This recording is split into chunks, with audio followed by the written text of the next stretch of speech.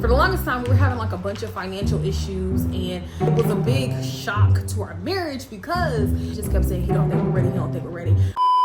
Welcome back to my channel. My name is Aisha, and today I'm going to tell you about the 1 year of me being here in Indianapolis. This was a huge move for me and my husband, and so much has happened this year. So I'll talk about that. I'll talk about going back to school, the career, everything, just like everything. So if you want to get into my business, please keep on watching. I know you taste this a little bit, high maintenance, everybody else basic. You live life on an everyday basis with poetic justice. If you are new, please definitely hit that like button and subscribe to this channel because I do want to post a lot more about what it's like living in Indianapolis, the lifestyle like that you want to have, all that type of stuff, and then just different eateries, different things that you can do in the city, because people love to say there's nothing to do here in Indianapolis. It's things to do. We just feel like we've done it all, okay? And there's always new businesses. So I definitely want to come and explore and do all the things now that I'm 1 year in, but you'll probably figure out quickly in this video why I haven't been able to actually explore the city and all that good stuff within this video. So let's just get straight into it. So the journey to move to Indianapolis actually began March of 2024. We had came up here because the school that I graduated from was having like a closing ceremony, and I was telling my husband, let's go. Like, I really want to go because that'll be the last time that we see the school as what it is today. So I was like, let's do it. He agreed. We ended up going. He got to meet some of my old teachers, some of my old classmates as well. So he was like, you know, this is pretty dope, getting to actually see a bit of what my childhood looked like, because I did go there when I was like a teenager. So he got to meet a bunch of people, and because of that, I feel like he was more open to thinking about, okay, if we do move back to Indianapolis, this would be the type of people that we would be around for the most part. Now, mind you, me and my husband born and raised in Indianapolis, but he ended up moving out of the city with me. Well, out of the city to where I was at, because we were both in Anderson for a while. I was in Anderson since 2017, and then he moved in 2019. So we were there for a little bit of time. After that event, we ended up, you know, talking about the idea of moving back and what that would look like, because we had tried to do it on 2 other times, but it just didn't work out. It wasn't panning out. And we were like, okay, maybe this is a sign from God that we don't need to move yet. So we kind of like internalized that, right? We ended up spending an additional like a year or so there. And after that event in March of last year, our lease was coming up soon. And we were like, okay, this could be the turning point. And at that point with our leasing company, we were going month to month because we wasn't sure if we were going to stay in that house or if we were going to move from that house. We hadn't figured that part out just yet. So in April, going into the end of May, I ended up putting my application in because one of my old teachers had sent it to me, and she was like, do this. You know, if you're really serious about it, just do it. And I was like, okay, I'll do it. I'll see. So I ended up having my interview in like June, and I got hired. I got hired, and I was like, this is crazy. Like, I had waited so many years to actually do it, but to actually do it, child, that was crazy. So after the interview, I had a month to get to Indianapolis. And like I said, me and my husband, we were going month to month with our lease because we had already did a full year there. So we were like at that 1.5 year mark. We knew that we needed to find a place up here, and we knew all what that could entail. I did a video when we first moved here a year ago, and we talked about having the eviction on our credit from our first apartment together, and how we feel like we got effed over because we technically did not sign a new leasing company, a new lease, and for whatever reason, I can't get in contact with anybody. So that's been a process that we're actually still working through. So continuing on, we ended up saying to each other like, okay, well, we need to start coming up here and looking for places. We did that to no luck at all. So we ended up staying with his grandmother for 2 months, and that was absolute hell. It was drama, unnecessary drama, and maybe one day we'll talk about it, but some stuff just don't need to be put online, so I doubt that we would.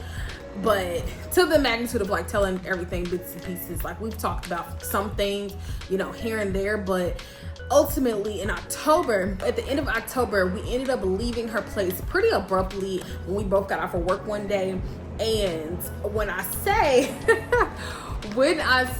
it took us only a week to find the apartment that we're in now. We stay with my friend in her 1-bedroom apartment that's literally right next door to mine, and we ended up getting into here. So here we are, November 1st, we ended up getting this apartment, and it's been an interesting time for sure. But all throughout this time frame, I'm like actively working, right? My husband for the longest wasn't able to find a job. He didn't get let go from a job where he was working at a hospital. So we were dealing with, from I would say October to December, he had no job. Like, it was just my income. I was taking care of everything. And once he found the job that he's at, well, he was working at school, but over the summer, when the summer came, after the summer situation, you know, he had to find a summer job, which now he's decided that he's going to stay there because they're paying more, and hourly he gets more as well. So ultimately, over time, it just made sense for him to stick with this job. But yeah, he ended up finding a job at a school in January. So for the longest time, we were having like a bunch of financial issues, and throughout this time frame, we were not like worried about trying to go out, trying to do stuff, trying to go anywhere, because we were having issues. You know, when a household was running for years on 2 incomes and then only running on 1 income for about 3 months, it was a lot. I'm not saying that we didn't go like hungry or nothing like that. I made sure we had food in the house. I made sure the bills were paid, things like that. But like, it was hard. Our first couple of months here was really, really hard. And it was a big shock to our marriage, because I went from saying like, my man can take all the bills, you know, he's doing all the things, to me literally having to take care of things, and me literally having to be the breadwinner and not feel resentment for him, to him, for a lot of reasons. So I was lashing out. We were arguing. We were doing a lot. Okay, we weren't fighting. Me and my husband do not put our hands on each other, but it was a lot of arguments, a lot of disagreements. 2 nights specifically, 2 nights we slept separately in the apartment because tensions were so high. So after we got through the first official school year, we both ended up ending our last day of school on May 23rd, and I was out of work for 1 week because, as y'all know, I just finished up my summer job. So as the school year is going on, we had like real life shit happening. That he did find a nice job where he is making pretty decent money, actually. So things are working back out, but it was a shock. And what I will say to people that are wanting to move to a different city with their person, or just move to a different city by themselves, is you need to heavily do your research, because the neighborhood that I'm in, no, it's not one that I would want to be in, but we are by a bus line, which is good because we do not have a car. So having that opportunity to get on public transportation is amazing. I will say, living in the city, I have access to so many stores. And as y'all know, your girl used to, oh my God, I used to shop every single freaking week, it seems. So going from being able to shop whenever I wanted to like, then having to like look at my finances and be like, bro, this is not the best decision. But like I said, now that he is working and he's making pretty decent money, we can get back into that. You know what I'm saying? But the summer, for the better part of the summer, he was not working, and it was a lot on our marriage. We're not gonna get divorced. Divorce never popped up, but we did have a lot of hard conversations, tough conversations, and I had to step back for a second and realize, bitch, you're bucking. Like, you're doing a little too much. You're coming at this man a little too much. So when I say, you have to be prepared for whatever life can throw at you in your relationship, you and your marriage. Like, you have to be prepared, because this move was not something that he wanted to do at all. This was something I wanted to do, but he was encouraging me to do it. So as you see, I was kind of left with a lot of like confusion. I'm like, how can you tell me you want me to go and chase my dreams, but yet you're trying to tell me as well that you don't want us to move because you don't feel like we're ready? We could have been in Indianapolis some years ago, but he just kept saying he don't think we're ready. I think in Anderson, since things were so much cheaper and he did have a really good job there as well, he felt like if he leaves, he'll be leaving everything that's working out for him. And the way I was seeing it, well, we're moving to Indianapolis to get to a bigger bag. You know what I'm saying? So yeah, it was a lot. It was a lot happening. And I'm being very, very real, very vulnerable with y'all. So here we are 1 year later. The day I post this, which is, okay, the day I post this will be the 29th. That is going to be the official 1 year of us being here. And I'm like, oh my God, what a year. This was not an easy year. This was not a smooth transition into Indianapolis. It wasn't. But what it was, it taught us a lot of lessons. We realized that, you know, we probably need marriage counseling. And the only reason that we haven't actually set up marriage counseling is because, like, our schedules are so freaking out of whack. And now that I'm about to be back into school, even more out of whack. So if we can't find nobody that can do weekend, you know, appointments, you know what I'm saying?